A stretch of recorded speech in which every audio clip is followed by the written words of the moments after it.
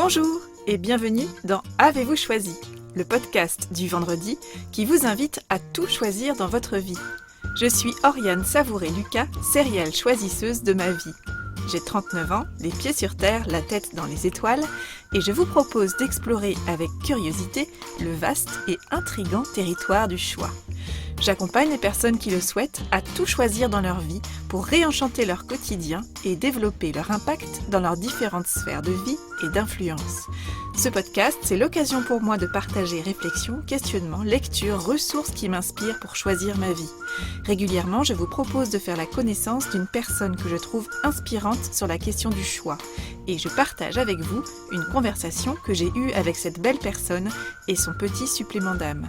Une manière de poursuivre votre exploration du territoire du choix à travers la découverte d'un parcours singulier. Heureuse et fébrile. C'est dans cet état que je me suis sentie, il y a quelques semaines, au moment d'appuyer sur la sonnette de la porte de l'appartement de Florence Servan-Schreiber, célèbre professeure de bonheur, conférencière, journaliste et auteure de divers ouvrages, dont les best-sellers 3 kiffs par jour et Power Patate. Et pourquoi pas ? C'est par ces mots que quelques semaines auparavant, Florence Servan-Schreiber avait répondu à ma sollicitation pour une conversation sur le choix pour Avez-vous choisi ? Je crois bien que mon cœur avait manqué un battement à la lecture du message. J'admire beaucoup Florence Servan-Schreiber, et ce depuis longtemps. Je trouve très inspirant son parcours, sa capacité à se renouveler, son insatiable curiosité, sa capacité et sa joie à transmettre ce qu'elle a découvert, testé et approuvé un peu avant nous. Florence Servan-Schreiber, c'est un peu comme une grande sœur, une personne qui a de l'avance sur le chemin que j'entreprends et qui me montre que ce que j'ai en tête et dans le cœur, c'est possible, c'est réalisable. Florence Servan-Schreiber m'inspire parce qu'elle est une éternelle étudiante, curieuse et audacieuse, testeuse mais pas donneuse de leçons. Qu'elle apprivoise la nouveauté, qu'elle s'approprie les nombreux sujets qui la passionnent et qu'elle sait les transmettre avec authenticité, créativité, nuance, légèreté et espièglerie. J'avais donc très envie d'interviewer Florence Servan-Schreiber sur la question du choix pour parler à la fois de son parcours, de son rapport au choix et de la place du choix dans la science du bonheur dont elle est l'ambassadrice en France. Et elle avait donc accepté mon invitation. Je connaissais Florence Servan-Schreiber uniquement par livres et interviews interposées, mais j'avais le sentiment d'avoir déjà tissé un lien particulier avec elle, tellement la lecture de ses livres avait jalonné des moments importants de ma vie. D'abord avec Se marier autrement, puis Conseil d'amis avant d'avoir son premier enfant. Et avant de lire les livres qui ont suivi et d'y découvrir la suite des aventures de Florence. Donc je connaissais un peu Florence, mais Florence, elle, ne me connaissait pas. Alors avant notre rencontre, je craignais d'être impressionnée et donc de manquer de naturel, de chercher mes mots et de ne pas profiter du moment. J'ai donc choisi de me concentrer sur la joie de la rencontre et de lui dire tout le plaisir que j'avais à la rencontrer, à l'interviewer. De lui dire merci aussi d'être une telle source d'inspiration pour moi. Notre rencontre a été très agréable, simple, joyeuse, nous avons bien ri et c'était super chouette. Florence m'a reçue dans l'appartement parisien dans lequel elle travaille à l'écriture de ses livres, quelques jours après être montée sur la scène du Grand Rex pour y jouer La Nuit du Kiff avec ses acolytes Audrey Hakoun et Isabelle Payot et une ribambelle de guests, une expérience unique qui l'a presque laissée sans voix et qu'elle évoque dans notre conversation. Au cours de cette conversation, Florence et moi avons parlé, entre autres, de son parcours jalonné par de nombreux virages professionnels qui reflètent le talent de Florence à se lancer, à avancer dans la vie en inventant et en apprenant au passage ce qui doit l'être, avec curiosité, plaisir et passion. Nous avons parlé de ces situations de rupture qui sont propices à choisir une nouvelle direction. De l'importance qu'elle accorde au choix des mots pour transmettre ce qu'elle a découvert et appris un peu avant les autres, de son idole, Julie Andrews, et de La Mélodie du bonheur, son film préféré. De l'importance de constamment rechoisir pour rester engagé, de l'importance de choisir de se mettre en mouvement les jours de brouillard, du fait que l'âge est un allié formidable pour oser être soi et faire des choix toujours plus authentiques, des conditions qu'elle aime réunir et des outils qu'elle aime utiliser pour choisir et pour créer, de la place du choix dans la psychologie positive, ou encore de son invitation à choisir d'endosser notre cape et à oser sauter du haut de notre falaise pour voir. Je vous souhaite une bonne écoute.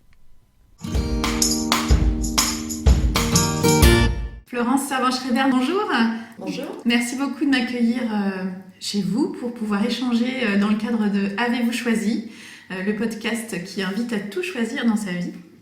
Merci beaucoup d'avoir accepté mon invitation.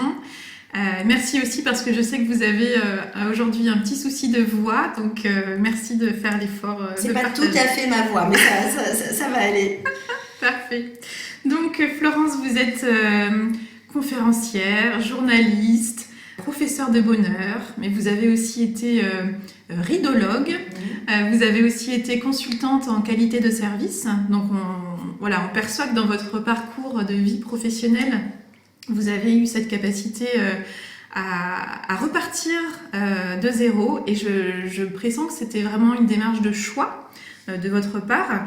Et dans Power Patate, vous écrivez « Le choix que j'ai fait est d'oser y aller en inventant au passage ce qui devait l'être, en me concentrant sur ce que je fais avec le plus de plaisir et de passion ». De quelle façon, selon vous, votre parcours justement donne à voir qu'on peut choisir tout dans sa vie ? Je ne voudrais pas donner l'illusion que tout ça se fait facilement et qu'il suffit de se dire « Tiens, je choisis, donc j'y vais », parce que ça supposerait que si on ne choisit pas, c'est parce qu'on n'a pas le courage de le faire. Or, ça n'est, en tous les cas, dans mon parcours, pas comme ça que ça s'est passé.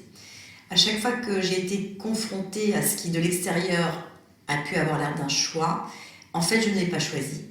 J'ai été mise devant le fait accompli de ruptures professionnelles, notamment 2 fois. Alors, quand on regarde bien, une rupture professionnelle ne tombe jamais du ciel. C'est pas, ça peut arriver que tout à coup on vous dise c'est terminé, allez-vous-en. Évidemment, il y a des choses qui s'étaient dégradées, et quand des choses se dégradent, je m'étais intérieurement dégradée professionnellement, donc je n'étais plus au bon endroit, mais je le savais que je n'étais plus au bon endroit. Quand ça se présente, évidemment, il faut faire face à la rupture, au licenciement, à tout ce que ça suppose de changement.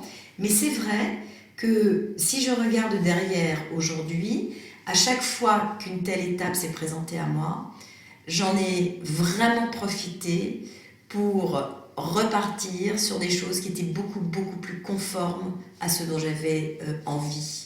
Ou à qui j'étais, ou à ce que je faisais. Mais c'est quand même à chaque fois, parce qu'on m'a claqué la porte au nez, que je me suis retrouvée face à des choix. C'est vertigineux de ne plus savoir où on doit aller le matin. Bien sûr. Mais je ressens que vous faites le choix de l'espoir quand même, de manière générale, que vous faites le choix d'aller de l'avant, justement de faire ce choix de porter une paire de lunettes qui vous permet d'avoir un regard sur le monde qui soit celui du mouvement, de l'espoir de manière générale. Est-ce que c'est quelque chose qui est de l'ordre du choix délibéré ? Mon rapport à l'espoir vient d'une très grande trouille, en fait. Et comme j'ai toujours la trouille que les choses s'arrêtent ou que ce ne soit plus comme avant, etc., finalement, je crois que je me donne beaucoup de mal pour continuer à avancer. Pour avancer, parce que comme ça, au moins, si on est dans le mouvement, je me dis que les choses ne s'arrêteront pas et que plus je contrôle, ou j'ai la sensation, l'impression, l'illusion de contrôler quelque chose, moins ça risque de s'arrêter. Donc, c'est vrai que néanmoins, alors je suis par exemple d'un optimisme absolument sans faille pour les autres. Si vous venez me voir et que vous me racontez votre histoire, je vais mais vous motiver absolument comme personne, parce que je crois absolument en votre capacité à vous de continuer d'aller de l'avant. J'ai pas tout à fait le même rapport avec moi-même, j'ai plus de doutes évidemment me concernant, mais néanmoins ce qui est intéressant c'est en effet de se retourner et au stade où j'en suis dans ma vie, il m'est arrivé plusieurs types d'aventures et natures de transformation et de changement. De fait, je vais toujours vers l'avant. Vous parlez de choix, en fait il y a quelque chose qui habite à l'intérieur de moi où je n'ai pas le choix de faire autrement. Lorsque quelque chose comme ça d'imprévu se présente, que de le résoudre en activant quelque chose de très présent chez moi, qui est ma curiosité. Donc, de l'extérieur, on se dit, voilà quelqu'un qui va de l'avant, qui va essayer de nouvelles choses, etc. Mais en fait, c'est ma mécanique de défense. Face à n'importe quoi, face à l'ennui, face à la tristesse, face à la réussite, face à l'ambition, face absolument tout. C'est toujours la curiosité de quelque chose qui me donne envie de me relever, ou d'y aller tout simplement, le matin. Et cette capacité de curiosité que vous évoquez, on la retrouve dans cette posture de précurseur que vous avez aussi dans cette posture de testeuse où vous allez découvrir, vous approprier un sujet qui vous intéresse et voir de quelle manière vous allez choisir de le transmettre. Vous dites que ce que vous savez faire le mieux dans votre activité professionnelle, c'est de choisir les mots qui vont permettre de transmettre ce que vous avez découvert un petit peu avant les personnes à qui vous transmettez. D'où vient cette posture de transmission et de choix des mots? Alors ça, je pense, en tout cas déjà, c'est vrai que l'avenir m'intéresse beaucoup plus que le passé. L'avenir, ce que je ne connais pas m'intéresse beaucoup plus que ce que je connais. Donc, je vais assez naturellement me pencher, observer, chercher, regarder, détecter, renifler ce qui se passe autour de moi. Et j'ai un côté Josie les bons tuyaux. Mais ça, si je découvre, j'en sais rien, un restaurant sympa dans le quartier, je vais dire mais est-ce que tu connais? Donc là de nouveau, je ne peux pas vraiment m'empêcher de partager ce que je viens de dénicher ou de découvrir. Si ça m'a surpris, je pars du principe que ça peut aussi vous surprendre et j'aime tellement être surprise que c'est quelque chose que je partage assez volontiers. Sur la force du vocabulaire, ça de nouveau c'est quelque chose qui est venu assez tard en fait. La première fois que j'ai été confrontée à l'utilisation de vocabulaire copieux, c'est lorsque j'ai écrit mon premier livre sur le mariage, sur la cérémonie de mariage et je me suis rendu compte que j'aimais ça, que j'aimais raconter des choses et que plus l'expérience était personnelle, plus l'écriture était fluide et plus je m'amusais en fait à décrire, à rendre la chose peut-être appétissante, parce que moi-même j'ai besoin de me marrer en fait. Et c'est vrai que même si j'écris des textes, j'ai aussi besoin qu'ils me plaisent. Donc c'est là que j'ai commencé à jouer avec les mots pour la première fois. Et comment vous choisissez justement les mots que vous avez envie de partager? Quel est votre processus de créativité? Parce qu'il y a les mots que vous écrivez, bien sûr, à travers les livres que vous publiez, mais il y a aussi les mots que vous partagez dans le cadre de vos conférences, sur scène, etc. Oui, c'est vrai, il y a des gens qui vont faire des collages, des gens qui vont dessiner. Je suis d'ailleurs très admirative des gens qui se servent des couleurs, qui vont, j'aurais adoré savoir dessiner. Enfin, ça c'est ma grande frustration de cette vie-là, donc j'en reviendrai peut-être dans une autre pour le faire. Mais j'ai fini là aussi par admettre et comprendre que mes crayons, c'était les mots. Et c'était le choix du vocabulaire, et c'était la narration, et c'était raconter des histoires. En effet, quand je suis sur une scène pour donner une conférence, mais j'estime que c'est tellement ma responsabilité que les gens ne s'emmerdent pas.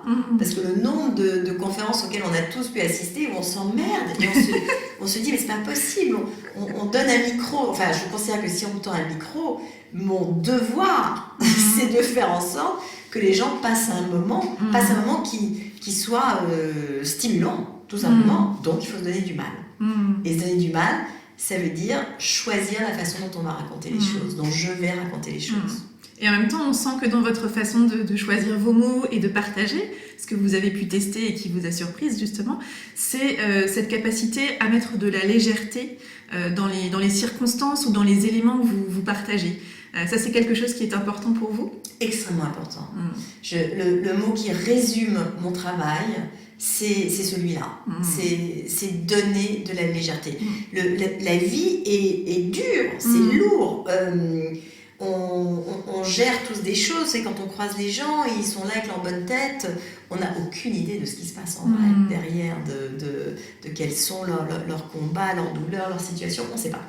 Donc, partant de ce principe-là, j'aime moi-même regarder la réalité avec beaucoup plus de légèreté. Ça ne veut pas dire que ça n'est ni sérieux, ni fondé, ni réel, ni respectueux, mais que diable, allégeons-nous, allégeons les choses, parce que c'est quand même, ça me donne de l'élan en fait, de regarder avec une distance, avec humour, avec avec joie. Enfin, je ne sais pas. Oui, il y a vraiment un côté comme si on peut mettre des bulles quelque part, et ben mettons des bulles. Ça n'enlève rien à la réalité, juste ça rajoute des bulles. C'est ça.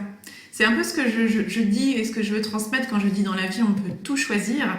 On ne choisit pas toutes les circonstances de vie qui viennent à nous et que parfois on subit. Vous avez évoqué le licenciement qui est un des exemples. Mais par contre, on a cette capacité de choix quant à la paire de lunettes qu'on va chausser et donc le regard qu'on va porter sur les événements eux-mêmes. Ça, c'est quelque chose qui est de l'ordre de notre liberté et de notre responsabilité. C'est la conscience humaine, c'est ce cerveau incroyable qui nous permet... Pour les gens qui ont des doutes et qui se disent mais moi je ne sais pas faire ça, c'est gentil de raconter ça, de dire il suffit de penser. Alors moi je suis tout à fait contre la pensée positive qui consiste à dire non tout va bien, non ça va pas. Mais ça peut ne pas aller et on peut quand même en rire du fait que ça n'aille pas. Et alors ça en plus c'est quelque chose on a de la chance d'être français, vous savez on nous dit les Français sont pessimistes, c'est ça. Les Français en fait aiment bien se marrer, y compris du pire, c'est ça notre truc. Donc on se moque les uns des autres, on peut se moquer de ses propres situations et finalement ça nous apporte du contraste. C'est-à-dire qu'entre la réalité et la lecture que je vais en faire, c'est ce delta entre les deux qui me donne de la liberté. Et qui me donne la liberté d'éprouver des choses malgré ce qui est en train de se passer. Moi, j'appelle ça la légèreté, juste ce delta entre les deux. Et c'est vrai, j'y suis attachée, parce que je trouve que ça rend les choses... C'est ma façon à moi de mettre de la couleur, voilà, peut-être. Vous parlez de contraste. J'ai un mot qui me vient quand je pense à votre travail et votre manière d'être dans la vie, c'est la nuance. J'ai le sentiment que vous choisissez la nuance dans la posture que vous adoptez, c'est-à-dire vous êtes testeuse, oui, vous transmettez, mais vous n'êtes jamais dans une posture de donneuse de leçons. Et j'ai le sentiment véritablement que vous avez à cœur de transmettre l'importance de faire le choix de ce qui marche pour soi. C'est-à-dire que chacun prenne la liberté et la responsabilité d'aller tester et identifier ce qui va marcher le mieux pour soi-même. C'est très exact. En fait, si j'ai une fonction, il faut bien qu'on trouve un peu de sens à sa vie, donc, si j'ai une fonction, c'est d'informer. C'est tout. En effet, je passe un quart d'heure avant vous, donc j'y suis passée et je viens vous le raconter.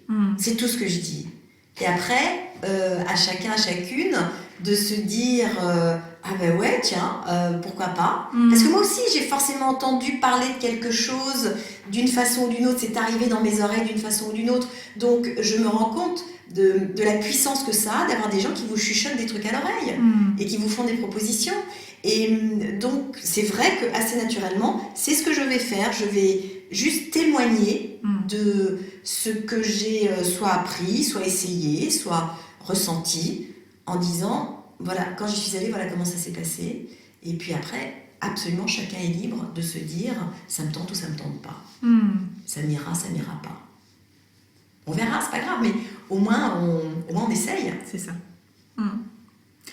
Dans ce désir justement que vous évoquiez tout à l'heure de choisir d'aller de l'avant, de vivre plus fort qu'avant aussi, c'est des termes que vous employez régulièrement. J'ai repensé à un choix que vous avez fait il y a quelques années, qui a été de reprendre l'école de formation qui avait été créée par votre cousin, David Servan-Schreiber, qui est décédé. Et j'ai compris que ça avait été un choix qui n'avait pas été facile pour vous, mais que vous y étiez allié tout de même. Qu'est-ce qui vous a décidé à aller vers à y aller, à se dire bon bah allez, si j'y vais? Ça a été une décision totalement instinctive. C'est-à-dire que vraiment je me suis réveillée un matin, il y a une espèce de petit enchaînement de circonstances un peu pratiques comme ça, et puis qui m'ont amenée à me dire un jour mais en fait c'est ça que je vais faire, parce que qu'est-ce que va devenir cette école? Elle serait probablement devenue autre chose, mais en tout cas pas ce que nous en avons fait, mais qu'est-ce qu'elle va devenir? Et je me suis dit, je vais faire ça. Bon, j'ai deux... Alors, on peut appeler ça de qualités qui se répondent. Il y en a une qui est assez développée, qui est le courage, et il y en a une qui est très très peu développée, qui s'appelle la prudence. Donc, je fais très souvent des choses sans réfléchir. Ça veut dire, en gros, que je fais des trucs sans réfléchir. Et qu'après, je suis obligée de me dépatouiller avec la décision que j'ai prise. Donc là, je me dis ça. Et puis quand même, Il y a donc mes petites voix qui se réveillent et qui me disent attends, écoute, excuse-nous de juste te rappeler que, et c'est vrai, tu as déjà déposé le bilan d'une entreprise que tu avais créée, c'était vrai, tu n'avais pas kiffé, non, tu n'avais pas kiffé cette partie-là, que tu ne sais absolument pas compter, c'est vrai, enfin, tout un tas de choses que je ne sais pas faire. Donc il y a une partie de moi qui me dit, justement, c'était cette prudence, je ne sais pas pourquoi, qui s'est réveillée en disant attention à ce que tu fais. Et puis heureusement, il y a l'autre partie un peu courageuse qui s'est dit mais non, oh là, ça va, on verra bien. Et donc je l'ai fait, mais vraiment en inconscience absolument totale, en projetant, je crois, sur les gens avec lesquels j'allais travailler, sur ce qu'était ce contexte, tout un tas de choses. Mais vous savez quoi, le miracle, c'est que tout ce que j'ai projeté, par exemple, que les gens étaient hyper compétents, que c'était un sujet extraordinaire et c'en est un, que c'était une vraie école qui tournait à plein régime. En fait, c'était quelque chose d'assez embryonnaire, mais qui est devenu une vraie école qui tourne à plein régime. Donc, il y a aussi cette espèce de merveille qui est que parfois, quand on fait les choses de manière relativement inconsciente, on a une vision ça s'appelle l'autocompétence, hein, on applique sur les gens, on regarde des gens en se disant toi tu sais faire ça, et puis finalement on devient cette personne-là. C'est ce qui se passe dans les couples. Quand on s'aime, on devient la personne que l'autre aime, parce que c'est le miroir qu'on nous renvoie. Donc, l'enchaînement s'est fait, et aujourd'hui je suis extrêmement fière du travail que nous avons accompli, que cette équipe accomplit. Nous avons grossi, nous continuons à nous organiser, je continue à apprendre ce que c'est, le métier de patron, le métier de chef d'entreprise, de guider tout ça, de gérer tout ça, de faire développer tout ça, de l'adapter à son époque et tout. Enfin, c'est dingue. C'est dingue. Mais c'est une belle aventure. C'est une belle aventure de plus, oui. Qu'est-ce que vous avez appris justement sur vous-même au cours de cette expérience ? Alors, une des choses, et ça vraiment je la répète avec plaisir, c'est que je n'étais absolument pas préparée à cet aspect-là, professionnel. Donc, de gérer une équipe, de gérer une entreprise, non, je ne suis pas du tout formée à ça, et puis ça ne m'intéresse pas. Enfin, vous voyez, on parle plutôt des mots, du vocabulaire, de la psychologie. Ça, oui, ça c'est mon univers. Mais tout ça qui, pour moi, a un aspect beaucoup plus sérieux, eh bien, en fait, j'ai découvert qu'on peut le faire complètement à sa manière. Et que même si je n'ai absolument pas les codes parce que ça, c'est quelque chose que je retrouve dans mes différentes expérimentations professionnelles, c'est que je suis extrêmement travailleuse, mais je ne travaille pas dans les codes du travail. Et que même en étant à l'extérieur des codes du travail, on peut travailler en vrai. Et c'est ce qu'on a fait. Donc c'est ça que j'ai appris. Vous inventez en fait votre manière d'être dans votre travail. J'invente ma manière d'être dans mon travail, exactement, je crois. En tout cas, je ne me conforme pas à une manière de travailler parce que ça m'ennuie en fait. Vous travaillez à faire en sorte que votre réalité soit conforme à vos goûts finalement. J'apporte ma réalité dans un travail qui peut impliquer d'autres personnes. Oui, bien sûr. Et visiblement, ça n'a pas l'air de déranger non plus. Enfin, les gens sont contents d'être là, ils font leur travail à leur manière, chacun, qui ne sera pas la mienne nécessairement. Mais on peut vraiment injecter, et c'est là où j'ai rencontré une vraie liberté professionnelle, donc après mes différentes expériences, celle-là c'est la plus libre, parce que je fais les choses en effet à ma façon, et elles se font.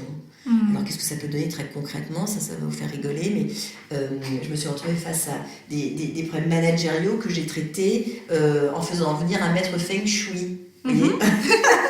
Alors je fais ça pourquoi pas tant parce que j'ai une confiance absolue dans le Feng Shui, mais parce que le dialogue que je vais avoir avec ce maître Feng Shui sera forcément différent que celui que j'ai dans ma tête ou avec d'autres personnes dans ma vie, et donc ça ouvre une autre manière de réfléchir, et donc ça me permet de trouver la solution. Et ça fait écho à une phrase que vous dites dans Power Patate, où vous dites que vous avez choisi votre texture intérieure.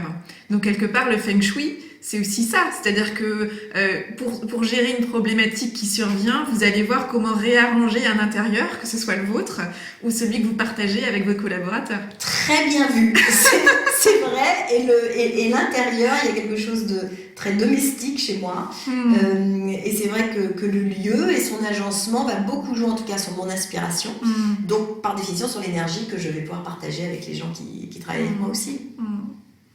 Vous avez évoqué dans le choix de prendre la suite et de reprendre la direction de l'école qui avait été créée par votre cousin, qui avait eu ce débat entre la raison, on va dire, et puis l'intuition, d'aller vers quelque chose qui était juste. Quelle est la part que vous accordez à l'intuition dans vos choix ? Alors, à peu près 142%, puisque comme je vous le disais, je prends très souvent des décisions dont je gère les conséquences après. Ça se passe dans ce sens-là. Donc, ça ne peut pas être raisonné, parce que si c'était raisonné, je n'aurais pas l'élan de faire ça, parce qu'à ce moment-là, je me dirais, mais non, attention, regarde, mesure, compare, prévoit. Et en fait, c'est exactement, je l'ai encore vécu le week-end dernier où donc nous avons avec mes copines de scène, puisque donc j'ai créé une pièce de théâtre avec 3 autres femmes qui s'appelle La Fabrique à Kiff, et puis vraiment dans un train on s'est dit oh mais où est-ce qu'on aimerait jouer si on voulait faire un truc un peu plus grand, etc. Et puis moi j'ai dit le Grand Rex, c'était pour moi, il y a des étoiles au plafond et tout, enfin c'est vraiment quelque chose de visuel, cet endroit qui me met dans un état d'excitation profond. Et puis il y en a une autre qui a dit autre chose, et puis après on s'est dit l'Olympia, je sais pas, enfin vraiment un délire comme ça dans un wagon de TGV. Et dimanche dernier, on s'est retrouvés au Grand Rex à jouer quelque chose qui s'appelle La Nuit du Kiff, donc une version sur XL de La Fabrique à Kiff. De nouveau, c'est exactement comme d'avoir repris cette entreprise. On se dit ça dans un train, c'est comme ça, parce que c'est totalement intuitif. Personne n'a vraiment réfléchi à ce que ça voulait dire. Et alors, le jour même, j'ai compris ce que ça voulait dire. Et donc, j'en suis maintenant à mon 4e jour de convalescence. J'en ai perdu ma voix, mes muscles. J'ai pleuré pendant 3 jours après. Enfin, ça m'a demandé tellement de prendre sur moi, de concentration, d'apprendre à danser des trucs que je sais pas danser, à chanter des trucs que je sais pas chanter. C'était tellement difficile, mais c'était tellement formidable. Si j'avais su à quel point ça allait être difficile, jamais j'y serais allée. Donc là, ça aurait été la raison. Donc heureusement, j'écoute pas beaucoup la raison. Parce que on a vécu un truc de dingue. Et justement, depuis quelques années, la scène prend une place de plus en plus importante dans votre vie. Ça a été d'abord à travers les conférences, bien sûr, mais de plus en plus avec les spectacles, donc La Fabrique à Kiff, et puis là, la nuit du Kiff, ouais. Voilà, que vous avez mise en œuvre le week-end dernier. Là, c'est quoi ? C'est le choix d'honorer un rêve ? C'est le choix d'honorer les pousses vivantes de la plante que l'on ne voit pas, mais qui sont encore vivantes. C'est-à-dire qu'en grandissant, j'adore cette image, on coupe des petits bouts, on se conforme, on fait des choix, on choisit un métier, on choisit un conjoint, on choisit une structure familiale, on choisit des lieux, enfin, on fait plein de choix. Et à chaque fois qu'on fait des choix, évidemment, on coupe d'autres branches. C'est le principe même Et puis une plante doit être égalisée de temps en temps pour pouvoir continuer à grandir. Mais il y a quand même là-dedans des petites branches qui restent vivantes. Et il y en avait une chez moi qui n'avait pas été exploitée encore, mais qui était encore là et qui poussait, la sève poussait. Et j'ai pas eu envie de la laisser mourir, parce que si on va pas mettre les choses à jour, elles vont finir par mourir, elles vont finir par se décourager en disant personne ne m'accorde d'importance. Et donc j'ai décidé d'écouter cette petite branche-là à l'intérieur de moi qui en gros a arrêté d'être entendue à l'âge de 10 ans. J'étais dans toutes les pièces de théâtre, de la classe, des Molières, des je ne sais quoi, enfin tout ça je les faisais. À l'école, au collège encore. Et puis après, c'est parti, il n'y avait plus de théâtre. Or, mon seul fantasme, quand j'étais petite, c'était pas d'être, je sais pas quoi, docteur ou je sais pas quoi, je voulais être Julie Andrews, qui est donc cette actrice formidable qui a joué non seulement Mary Poppins, mais surtout dans La Mélodie du Bonheur, qui est un de mes films préférés.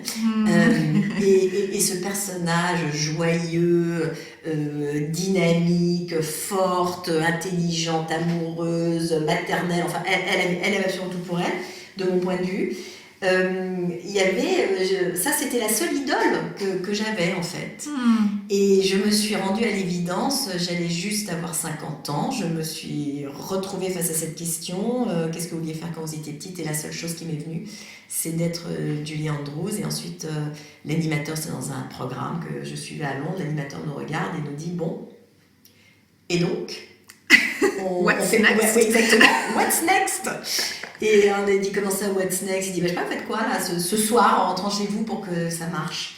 Et donc j'étais obligée de dire un truc, j'ai dit je vais regarder s'il y a des cours de théâtre près de chez moi. Donc en effet, je rentre chez moi enfin j'avais réveillé la bête quoi. J'avais réveillé ce monstre-là. Le cours de théâtre c'était pas pour moi parce que de nouveau c'est quelque chose de conforme, il y a de la technique, etc. Moi je sais pas, je ne suis spécialiste de rien. Et donc j'avais pas envie de me spécialiser non plus en théâtre, j'avais juste envie d'aller jouer. Ouais, en fait envie d'avoir un costume, en fait, parce que si on regarde bien dans mes conférences, je suis sur scène et souvent, mais il n'y a pas le costume, il n'y a pas la lumière, et puis il n'y a pas les partenaires aussi, il y a pas c'est quelque chose que je fais seule. Bon, de fil en aiguille, la vision était tellement claire, en tout cas l'envie était tellement forte que, eh bien, comme dans ces cas-là, j'ai croisé la route d'Audrey Hakoun et d'Isabelle Payot, j'ai croisé surtout la route de Béatrice de la Boulaye qui nous a mis en scène, et donc qui a transformé notre travail en expérience de théâtre, vraiment. Et donc j'ai découvert les répétitions, les costumes, les mal aux pieds, je me souviens pas, j'arrive pas à apprendre mon texte. Ça aussi, ça a été hyper difficile, beaucoup plus difficile que tout ce que j'avais fait, mais par définition, c'est normal. C'était le rêve de ma vie. Il fallait que ce soit difficile, ça aurait été hyper décevant que ce soit accessible trop simplement. Et justement, quand vous parliez de Julie Andrews dans La Mélodie du Bonheur, finalement, vous étiez déjà un petit peu la Julie Andrews de La Mélodie du Bonheur, mais à travers vos livres, puisque la psychologie positive, c'est quelque part la mélodie du bonheur et la science du bonheur qu'on peut écrire et qu'on écrit pour soi-même. Comment la psychologie positive est venue jusqu'à vous? Mais vous avez totalement raison, j'y avais jamais pensé. C'est comme si la psychologie positive... Je viens quand même d'un terreau où il est sous-entendu chez moi, dans ma famille, qu'on va quand même réfléchir aux choses. Voilà. Donc, je crois qu'en effet, la psychologie positive est une réflexion sur le bonheur qui me permet donc justement d'être dans l'information plutôt que de n'être que dans le spectacle. Et je pense que en effet, ça réconcilie mes deux mondes, celui dont je viens et celui auquel vous aspiriez. Voilà, et celui auquel j'aspire tout à fait personnellement, qui vient de qui était cette petite Florence. Et donc c'est vrai que cette psychologie positive, eh bien c'est la fusion des deux. C'est-à-dire qu'on parle d'un sujet totalement génial qui peut changer profondément l'expérience d'être soi. On en parle sérieusement, mais ça permet de le faire éventuellement même en jouant la comédie. Donc ouais, c'est génial. Justement, comme on parle de la science du bonheur à travers la psychologie positive, quelle place la psychologie positive accorde au choix dans le fait de s'épanouir dans sa vie et d'aller vers une vie bonne et heureuse qu'on espère tous? Alors, elle est totalement dans le choix, puisque par définition, elle part du principe que le présent, l'action que nous avons est sur le présent et sur le futur. Tout ce qui vient du passé, donc on peut partir du principe que c'est le non-choix, enfin c'est ce qui a déjà eu lieu, et là où si je me situe dans l'instant tout de suite, ou si j'imagine ce qui se passe après, je suis dans le choix, par définition, parce que ça ne s'est pas encore produit. Donc, je suis dans la part d'invention et de décision.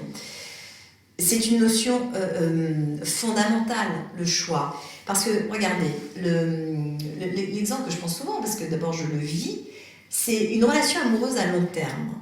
Et c'est un exemple que je pense souvent.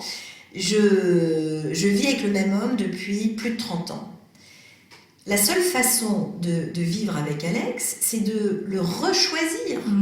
En permanence. Et quand je dis le rechoisir, c'est de le rechoisir avec ses limites, avec ses défauts, avec ses trucs fantastiques, même au sein alors c'est vrai d'un travail dans lequel on est, c'est vrai de n'importe quelle situation dans laquelle on est,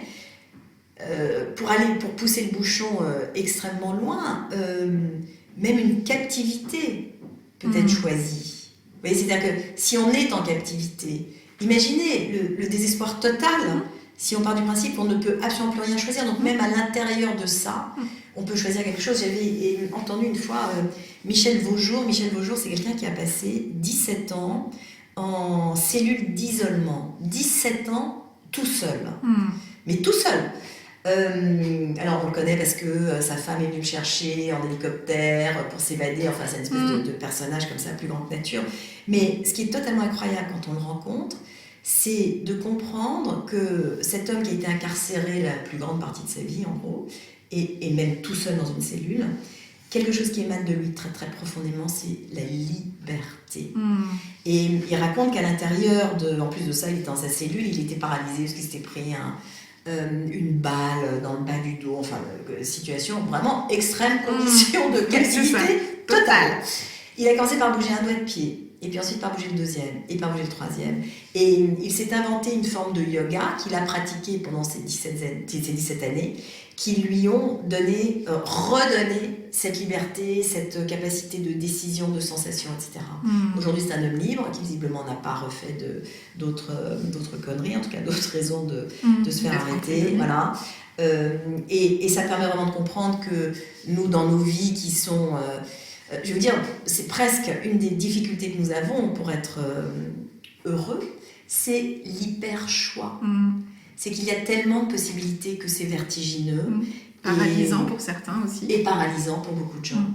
Et donc, je pense que le choix est une donnée extraordinaire dès lors que on s'oppose à un cadre. D'où l'importance de cadrer les enfants, d'où l'importance de cadrer le travail des gens, d'où l'importance de se cadrer soi-même, parce que j'ai toujours trouvé plus intéressant d'enfoncer une fenêtre que de juste pouvoir partir courir n'importe où. Je trouve ça intéressant, d'ouvrir des choses, de frayer sa route. Et ce que je trouve intéressant, ce que je partage par rapport au choix et au fait de rechoisir régulièrement, c'est quelque chose qui résonne beaucoup pour moi, parce que moi je dis toujours que je signe des CDD avec tout, parce que justement, moi c'est pareil, comme ça résonne pour moi, je vis avec celui qui est devenu mon mari depuis 20 ans maintenant, et c'est pour moi quelque chose qui est fondamental, c'est de dire que on n'est pas arrivé en fait quand on a fait un choix, mais que c'est plutôt le début de quelque chose et que régulièrement on va choisir. Est-ce que cette notion de signer des CDD avec tout résonne en vous? Non, parce que je ne signe que des CDI. D'accord. Alors là, moi, si on se rencontre, en fait, c'est pour la vie. Je ne vais jamais provoquer une interruption. C'est drôle, hein. C'est vraiment pas mon truc. Et c'est pour ça que, du coup, les fractures ou les interruptions viennent à moi et je suis bien obligée de les gérer. Mais je me suis rendu compte que j'étais meilleure à gérer des situations critiques qu'à provoquer quelque chose qui risquait d'induire le changement. Donc, c'est ma manière de fonctionner, mais la vie nous met plein d'obstacles, hein, donc il y a plein de choses qui ne se passent pas comme on veut, d'où ma capacité de réaction que je peux activer. Non, mais même dans la durée indéterminée, même si c'est pour toujours, ça ne veut pas dire que c'est bien, parce que c'est pour toujours. Donc c'est comment remettre du bon ou du bien dans quelque chose qu'on n'a pas particulièrement envie d'interrompre. Donc là aussi, chacune notre façon de dire la même chose.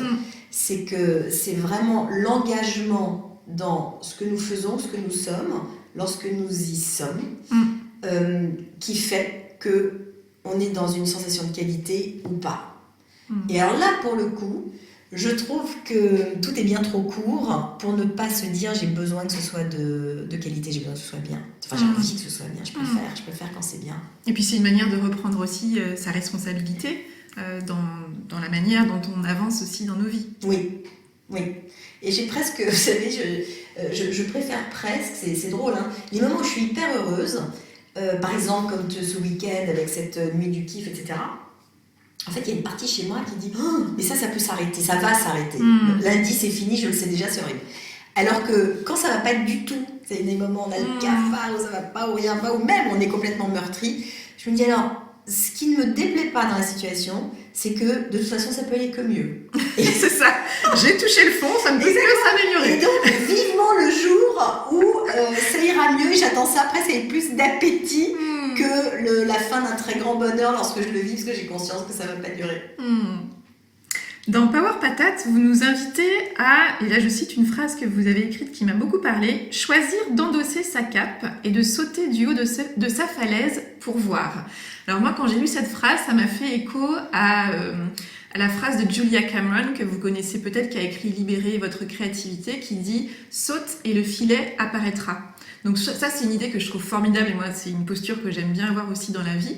Mais c'est une posture qui fait peur à beaucoup de monde. On parlait de peur tout à l'heure et d'oser y aller. C'est une posture qui invite à l'audace, qui invite à l'action, qui invite aussi au test grandeur nature.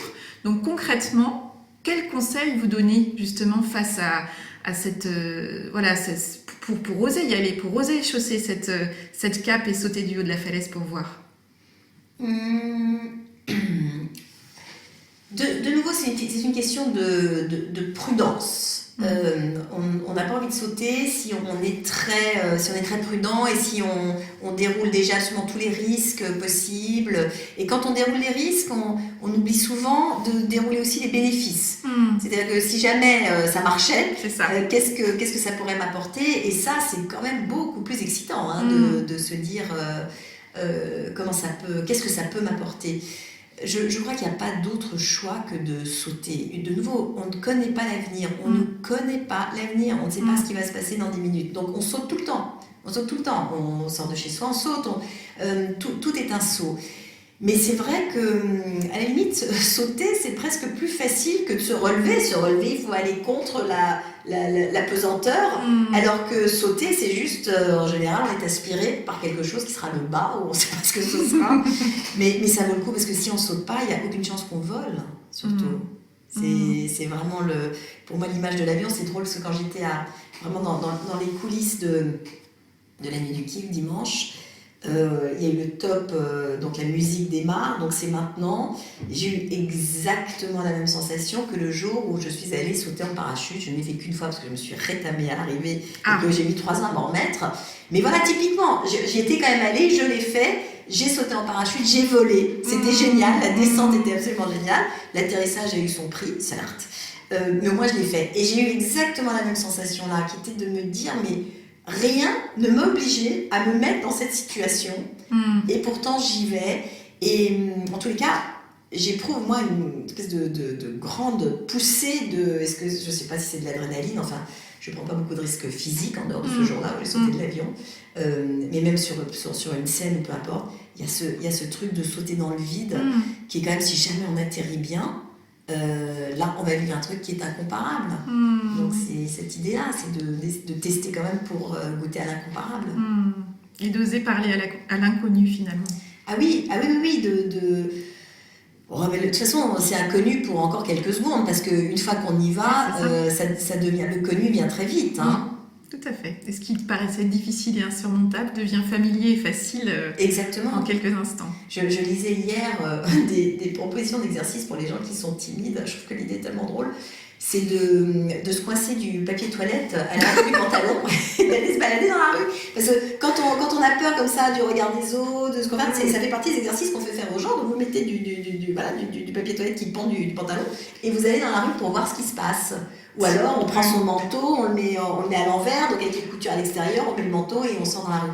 Et bon ben voilà, ça c'est un exercice qui, je pense, peut nous familiariser avec et se rendre compte que même si c'est complètement farfelu, en fait, il n'y a pas beaucoup de risques. On n'est pas mort. Non, parce qu'on n'est pas mort, on n'est rien du tout. Enfin, il ne s'est rien passé de terrible. Tout à fait. Et justement, en quoi choisir d'honorer sa singularité? C'est une bonne idée dans notre quête d'épanouissement. Alors, notre singularité, c'est une obligation pour s'épanouir. Parce que si tout ce qu'on essaie de faire, c'est de se conformer, de ressembler au gars d'à côté, et donc de ne pas être et de ne pas savoir ce que l'on a envie de ressentir, c'est impossible d'être soi. Je crois que nous sommes tous singuliers par défaut. C'est même pas un mode on ou off. C'est juste de reconnaître que le mode on, le mode vivant, allumé, la lumière allumée, c'est nous tels que nous sommes. Ça demande tellement d'efforts d'être quelqu'un d'autre, de toutes les façons, que je crois qu'on ne le tient pas. Donc là, rassurons-nous, on est déjà chacun singulier comme on est, etc. Mais s'il y a des choses que l'on repère comme étant différentes et on se dit « Ah ben non, alors là, du coup, peut-être je fais un peu gaffe et je fais pas ça », en général, c'est une bonne raison, à moins que ce soit dangereux pour les autres, illégal ou je ne sais quoi, c'est une bonne raison de le laisser transpirer, transparaître et s'exprimer. Et s'exprimer, ouais. Je crois que l'âge, de ce point de vue-là, est un allié formidable. Et que plus on avance, moi je n'ai aucune envie je n'aurais aucune envie aujourd'hui d'avoir 20 ans, de nouveau, même 30. Oh, 30, c'est horrible. On est toute jeune maman, on ne sait pas comment s'y prendre et tout ça, c'est horrible. Alors que finalement, on va là aussi trouver son style, trouver son... laisser faire son style. C'est pour ça que les personnes âgées sont plus heureuses, plus sereines, plus exprimées. Et donner à lire sa propre signature, en fait, quelque part. De la donner à lire et à la montrer. Oui, alors ça aussi, mon observation, c'est que plus les gens sont comme ils sont, mieux on comprend ce qu'ils disent. Parce que c'est clair. Quand ils s'expriment clairement, quand ça vient vraiment de l'intérieur, on comprend ce que les gens disent, ou ce qu'ils sont, ou ce qu'ils font, ou quand on essaie de nous expliquer des trucs avec des explications, c'est que ça n'est pas comme c'est véritablement. Donc là, c'est une indication, parce que même on ne comprend pas toujours ce qu'on dit. Oui, ça peut être un signe qu'il faut aller se reposer. Exactement.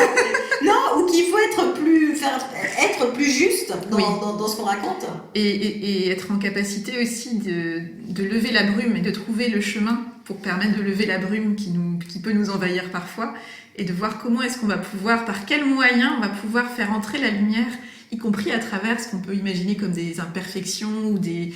Alors que, comme vous le disiez, c'est notre singularité, c'est ce qui fait notre particularité. Et de manière bien plus concrète, la seule chose qui a prise sur les émotions, ce sont les actions.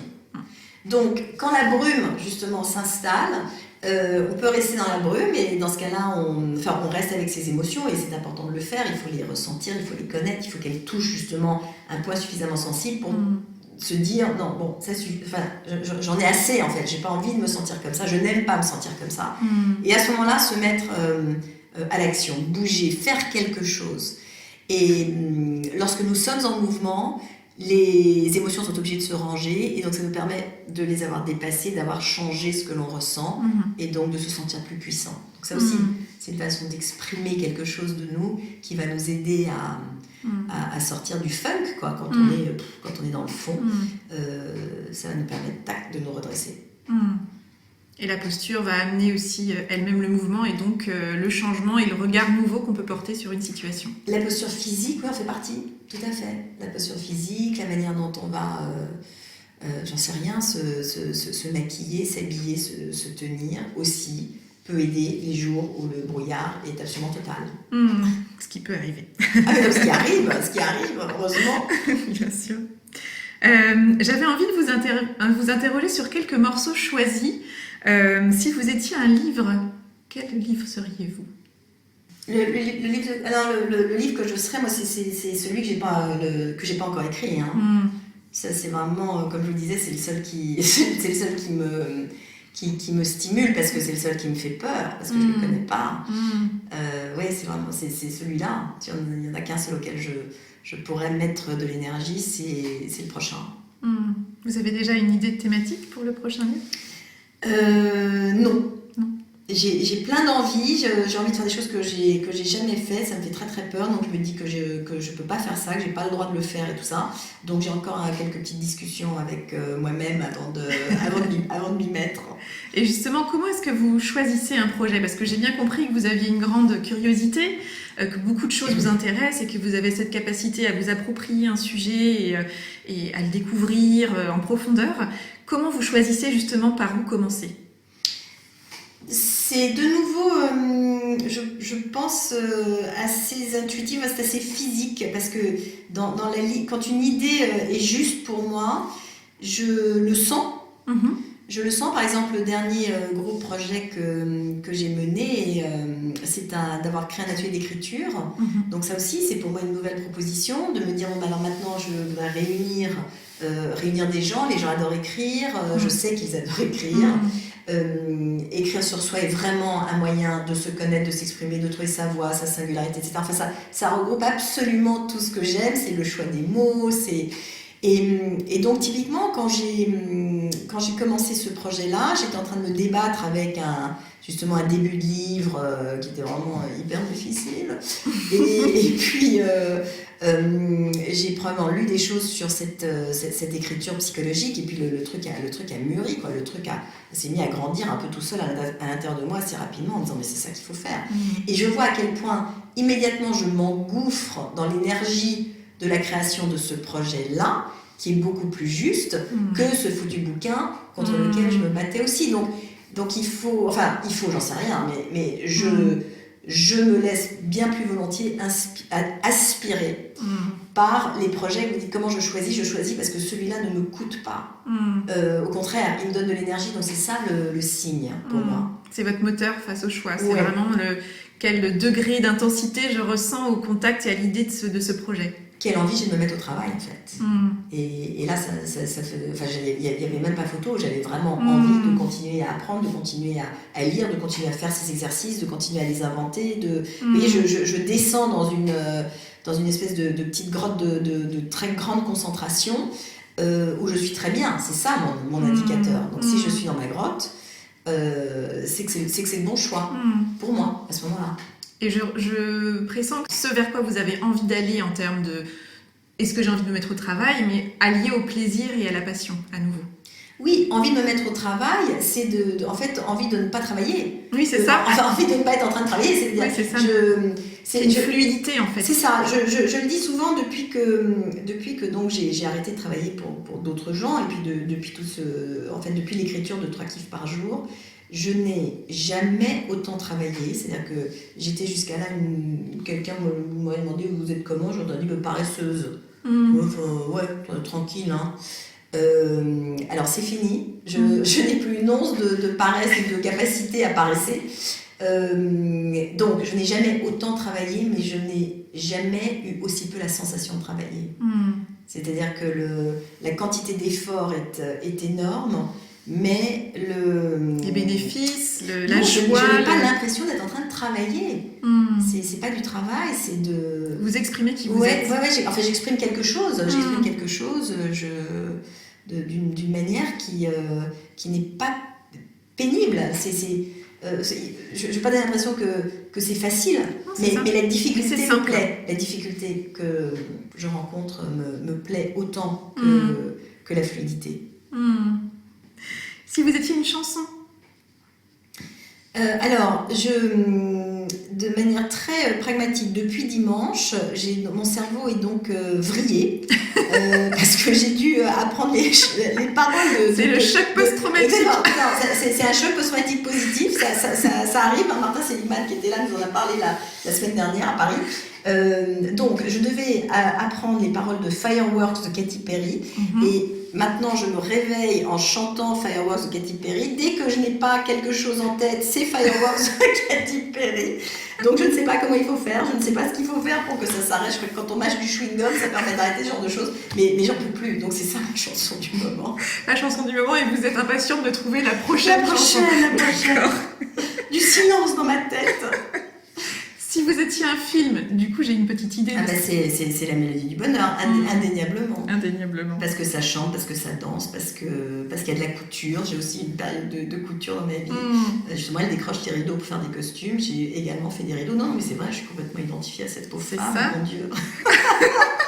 Ça prend sens. Ça crée ma destinée.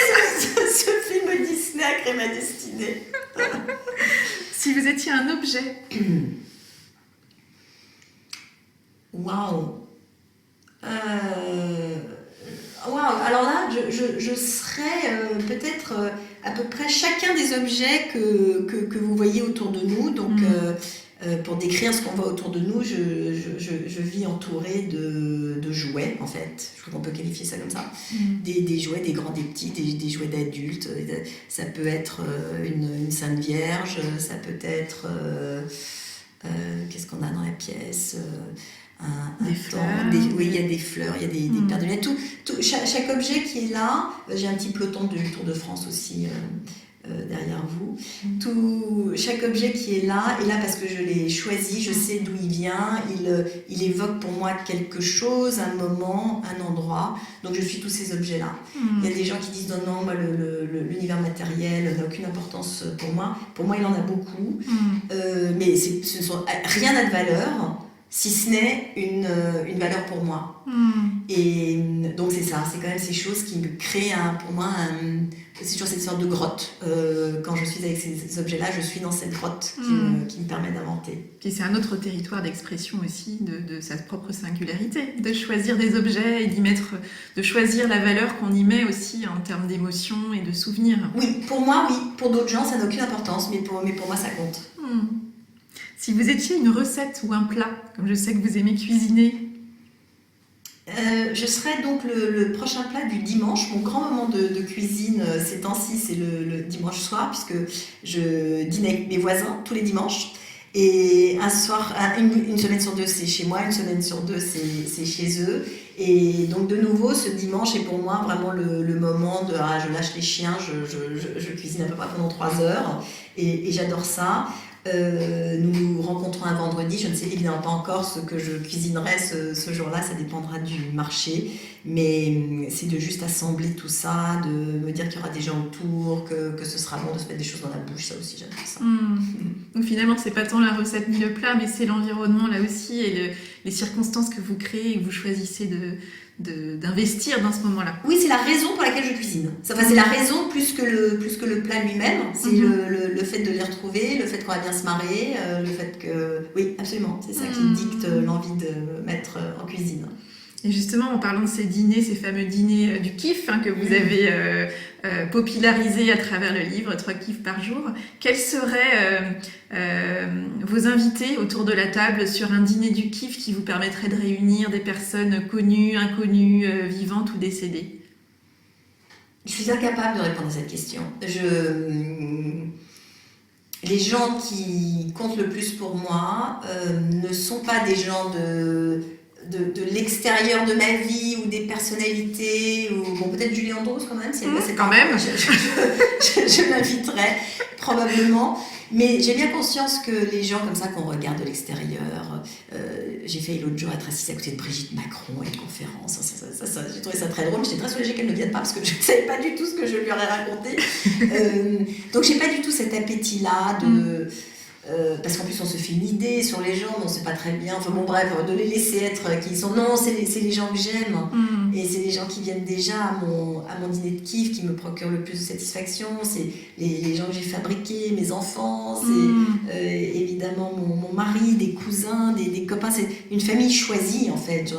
Nous en avons tous une et j'adore la mienne parce que j'aime l'intimité beaucoup plus que l'exposition, donc c'est ça que je préfère.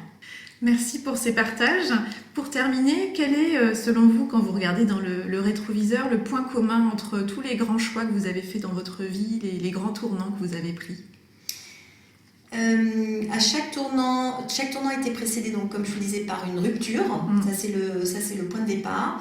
Et vraiment, mon unique façon de me sortir de ces moments-là, c'est d'aller apprendre quelque chose de nouveau. Et maintenant, je le sais. Et donc, si rupture se représente, je tournerai peut-être moins longtemps en rond sur ce rond-point avant de reprendre la route pour aller apprendre autre chose. Mais du coup, c'est vrai que maintenant, je fais un peu gaffe et je suis plus souvent en train d'apprendre quelque chose de nouveau, quasiment même en permanence. Peut-être je me dis que ça me protégera des ruptures, je sais pas. Affaire à suivre. Affaire à suivre. Un dernier point, dans Power Patate, vous parlez de l'usage du pendule. Est-ce que vous l'utilisez toujours? Alors, si vous regardez derrière vous, il y en a un qui pend à la fenêtre. Ah oui, absolument. J'utilise le pendule parce que un pendule n'est pas là pour nous donner la réponse. Il est là pour provoquer une réaction intérieure à partir de la réponse qu'il donne. C'est-à-dire, vous lui demandez « Est-ce que j'ai mangé des carottes à déjeuner ?»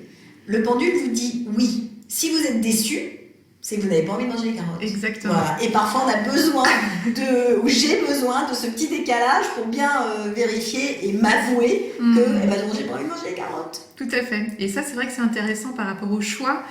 Il y a d'autres techniques qui peuvent être aussi de faire par exemple le pile ou face avec une pièce, de voir aussi. Et l'important finalement, c'est pas tant le résultat, c'est la réaction qu'on a face au résultat qu'on perçoit. Et je trouve toujours intéressant de se dire finalement les choix, très souvent, on les a déjà faits. Quelque part, la difficulté, c'est d'assumer son choix. On parlait de carottes, mais quand on fait, on tire la conclusion vers des choix de vie plus grands, c'est comme peut-être par rapport à la scène, cette envie que vous aviez d'aller sur scène. Ce même test avec le pendule, si on vous avait dit oh non, faut pas y aller, là il y aurait une telle déception que c'était déjà une réponse en soi et de vous dire non, il faut assumer ce choix-là. Exactement. Et même dans les tourments, quand je suis tourmentée, je me dis mais ça n'existera plus jamais, ou alors ça c'est pour toujours, des trucs comme ça. Donc je prends le pendule. Tout dans la nuance, quoi. C'est ça. Et donc je prends le pendule et je dis bon alors est-ce que c'est foutu à jamais? Le truc dit oui c'est foutu à jamais. Et donc je dis mais ça va pas non. Mais n'importe quoi. Voilà. Et donc en fait ça me permet de me remettre en route en disant laisse tomber, non c'est pas foutu. Mais ça me permet de passer par là pour me rendre compte que j'ai pas du tout envie que ce soit foutu. Donc c'est j'aime vraiment beaucoup cette idée que un truc du hasard ou du fluide ou je ne sais quoi puisse nous remettre sur la route. Et que ce soit une invitation à aller vraiment écouter les réponses qu'on a déjà en nous finalement. C'est surtout une invitation à les entendre. Parce que sinon on est un peu bouché. Quand on se répète les trucs en boucle, on n'entend plus rien. Merci beaucoup Florence. Mais merci beaucoup Ariane. Un grand merci, chère Florence, pour cette rencontre à forte teneur en kifféine, pour cet échange joyeux et profond, pour votre confiance, votre générosité, pour m'avoir dit que vous aviez adoré ce moment et pour les félicitations et les encouragements dont vous m'avez fait cadeau. Vous n'avez pas idée à quel point tout cela m'est précieux. Florence, vous êtes ma Julie Andrews à moi. Merci de m'inspirer comme vous le faites depuis de nombreuses années déjà. Et vous, que vous a inspiré cette conversation ? Je vous invite à identifier l'idée, la phrase ou le mot que vous choisissez d'en retenir. Avec quoi de nouveau repartez-vous de cette conversation ? Quel est le petit pas que vous pouvez planifier dans les prochaines heures ou les prochains jours pour mettre en œuvre dans votre quotidien ce qui vous a inspiré ? Si vous voulez en savoir plus sur une certaine Florence Servan-Schreiber à qui je prédis un brillant avenir, rendez-vous sur son site florenceservanschreiber.com. Voilà, c'est tout pour aujourd'hui. Vous retrouverez cet épisode sur le site orianesavoureluca.com. Si vous aimez ce podcast, je vous invite à le partager auprès de celles et ceux qui vous sont chers et que l'idée de tout choisir dans leur vie pourrait réjouir. Merci également de laisser votre avis enthousiaste sur la page Facebook, le site ou encore une constellation de 5 étoiles sur iTunes. Vous contribuerez ainsi à soutenir ce projet de façon bienveillante et efficace. Je vous souhaite une belle semaine et je vous donne rendez-vous la semaine prochaine pour un nouvel épisode. Et d'ici là, et si vous choisissiez tout ?